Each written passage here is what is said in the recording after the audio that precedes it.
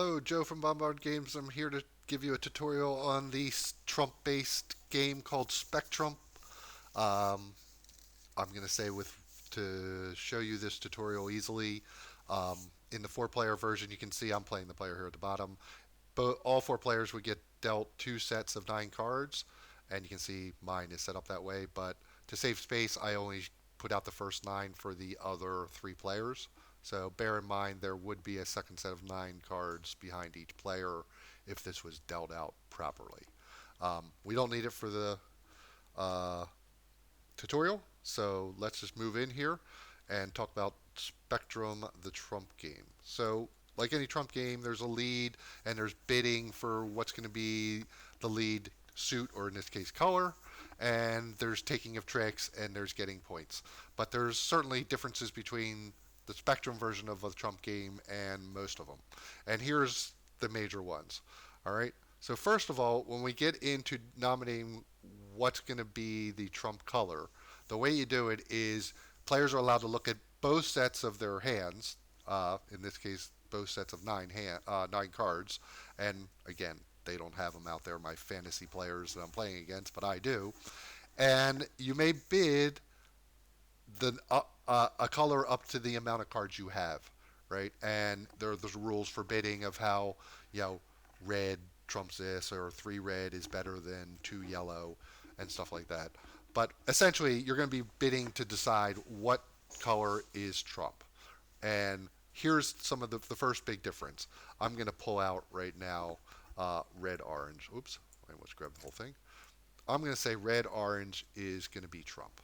If red orange is trump, all the cards 1 through 12 of red orange are the most powerful cards and will beat any other card on the board other than one higher than itself. So, any card 3 through 12 in red orange would beat this 2. This 2 would beat the 1, and it would also beat any other card in the deck. So that, like trump, that should be pretty self-explanatory. So the thing that's interesting, though, is that all trump cards, and the way the scoring goes in SpecTrump, is that the cards are worth points, not the tricks themselves. Now, typically with some kind of trump and bidding, you bid on how many tricks you can take, and if you take the right amount or more, you get positive points. The team that didn't win the bid just gets a set amount of points for trick taking. And then if you don't make the amount that you bid, you get negative points. The other team's still getting positive. And that's basically most of the ways that a trump and trick taking game works. What makes this different is you don't get points for taking the tricks, and it doesn't matter if you bid. In this case, I could bid 1, 2, 3 red orange because I have a total of 3. I could bid 1, 2, or 3 red orange, right? But if I win the bid on 3 red orange, and let's just say I do for whatever reason, and it's going to work out well, I think,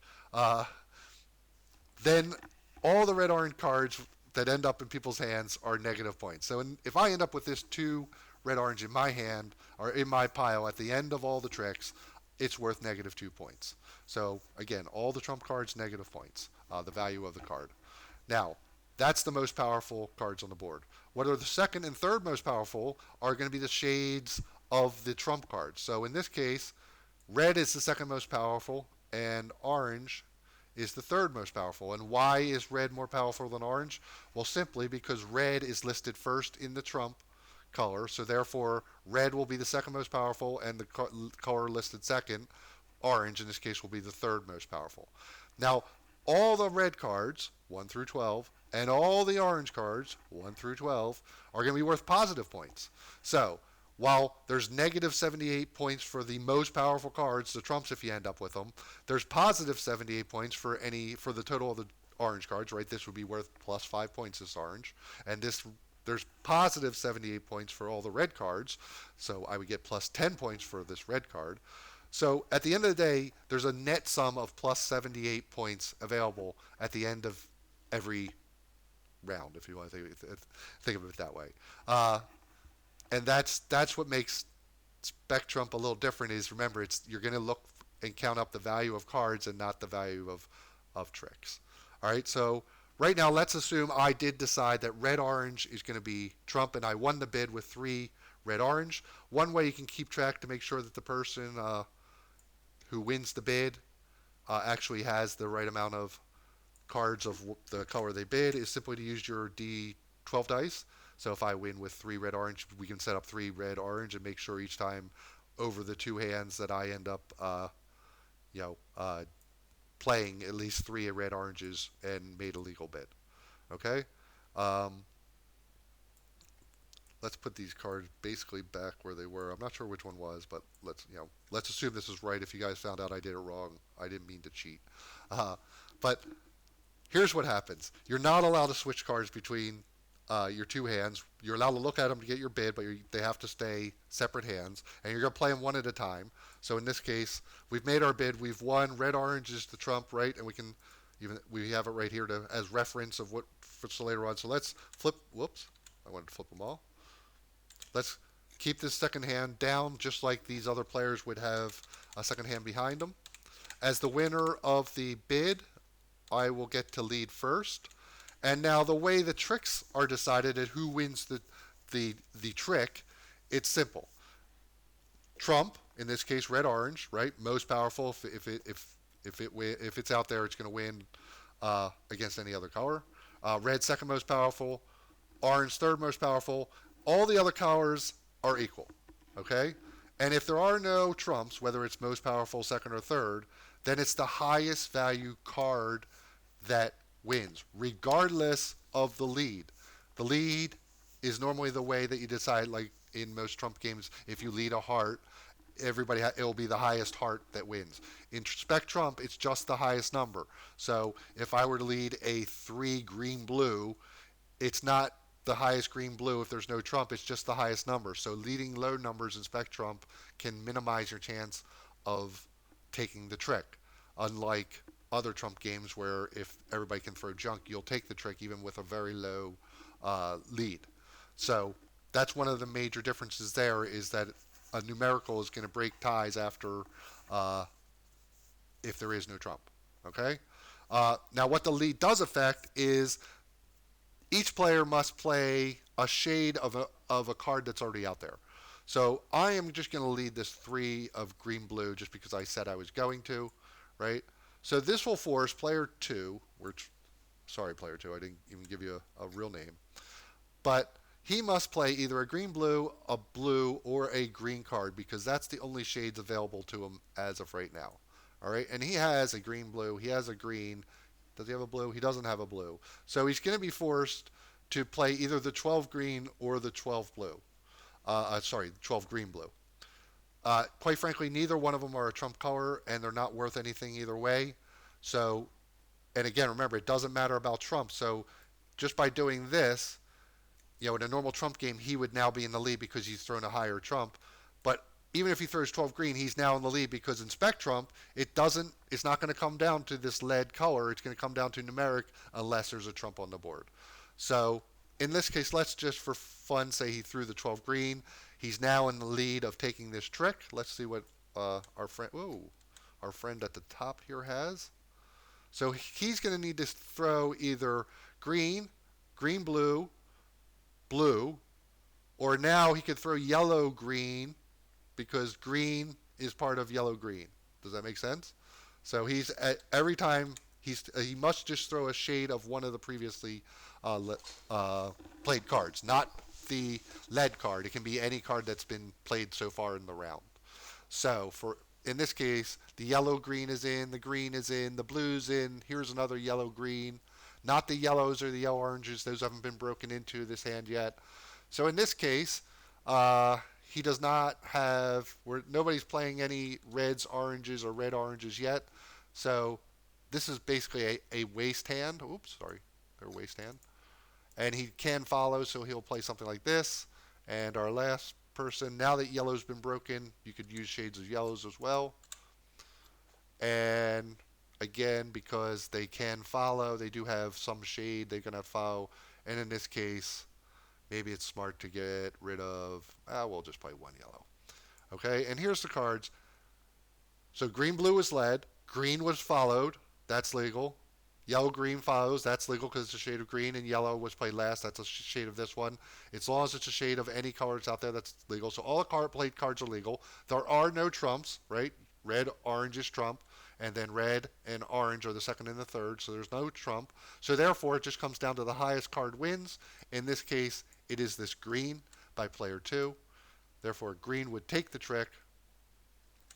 Let's put it over here for him. And that means green can now lead the next hand. Okay? And let's give green a, he can't play trump, so let's go with 3 purple. Again, now that's limiting player 3, if we think about it that way, to either purple, blue purple, or red purple. Why don't we go with blue purple? The tiebreaker for same color card is the first one led if it doesn't involve any trumps. Um, let's see here. 3, 3, so that can play a blue now. A shade of blue has been added in here. Probably this is probably still safe. And then lastly, I have to play a blue and this 10. So again, here the 10 will win since there's no trump, but no points were in that hand, so really, again, a hand that's not worth anything. The winner of the hand gets to lead. In this case, we'll go with 6. Green. That would mean green, blue, or blue, green. So here we got the blue, green. The blue or the blue, green. Probably get rid of this green. And then same thing here, blue or blue, green. And again, still no trump. Everybody's been able to follow, so group them up. And I believe this was player 2 that won that one. Again, now player 2 is going to come. Trump still hasn't been broken, so it's got to play something other than trumps. So 7 orange, yellow. 10 orange. Probably 10 orange, yellow. 4 orange, yellow. And 3 yellow is still a legal card. So therefore, player 3 won this trick. So here. Player 3 is now leading. Probably 11 yellow. And I think we might have reached our first. So there's no way for player 4 to play anything that is yellow, orange yellow, or yellow green. So now player 4 may either throw junk or may throw trump and break it. So, and other players will still have to follow if they can. But once trump's broken, then you have the idea that you can lead it and all sorts of things go wild. So let's throw it out there. Now, red-orange is negative points, but he's going to get -1, so this might be the best time to use it if you have to. He could have played this red, but he would have been susceptible to anybody playing like this card or even a low trump and stealing his points. So he probably use this at a later time. So we'll put the red-orange out there. The thing I'm playing, I don't think I can follow the yellow either. So now I will have the option here to decide, do I want to throw junk or do I want to try to take -1 points in some way? I'm probably not going to want to take the -1 points, but, you know, I have this low one here. That might be a thing. I could try to take it with my red, but he would trump me here because the red-orange being trump is more powerful. So this looks like a classic throw junk and get out of the way. So let's throw some junk. And does the last person over here, who's got cards all over the place, have any yellows either? No. And does he want -1 point for any reason? You know what? He could take his 8 here because this is worth +8. So that means he's getting 7, and he's pretty much done. I mean, he's not going to really take much for the rest of the hand. And the only thing he really hoped is to take some other more points with it. So this might not be a bad play. Let's give it to him. He's going to score. You can take the non-scorers. The two non-scorers out of here if you want to, just to make it a little easier to count up later. Here's going to be your negatives. So this way, when he's counting up later, he doesn't have to dig through all the cards and find them. He can put all his positives here and all his negatives here. Right? If he can flip them over if he wants. But again, we're just doing a tutorial. So he's now the lead.